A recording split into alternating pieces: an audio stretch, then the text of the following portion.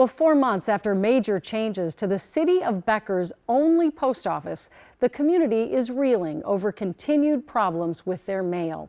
Since service moved to Monticello, people in Becker say important letters are getting ripped, returned, or delayed so long there are financial consequences.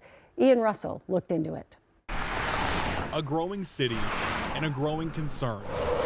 The United States Postal Service moved retail operations from here in Becker down the road to Monticello. The post office has since been demolished to make way for a supermarket. And if you want a real example of the problems this is causing here in town, you just have to go across the street.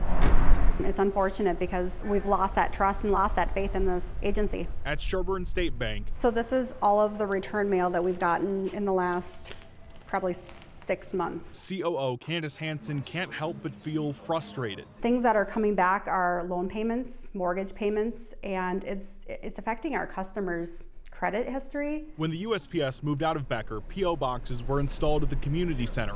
Hansen says some mail being sent to them is being marked undeliverable or in some cases ripped and damaged. We've had a few that have been this extreme. I actually called the post office last week, lodged a complaint with them, was told the postmaster was going to call me back, and no one called me. A spokesperson for USPS told me they're aware of these issues, calling them isolated and apologizing for the inconvenience. They also say there's no change on the status of the Becker post office. I'll be cheering when these things finally get taken out and we have a post office, most definitely. Becker Mayor Mark Kolbinger sent this letter to the Postal Regulatory Commission Monday morning, officially lodging a complaint with them, telling me he doubts the USPS followed certain rules related to emergency closures, calling it, quote, the direct result of inaction on the part of USPS leadership. We offered them many different options that could have easily served as a post office while they were making their final decisions.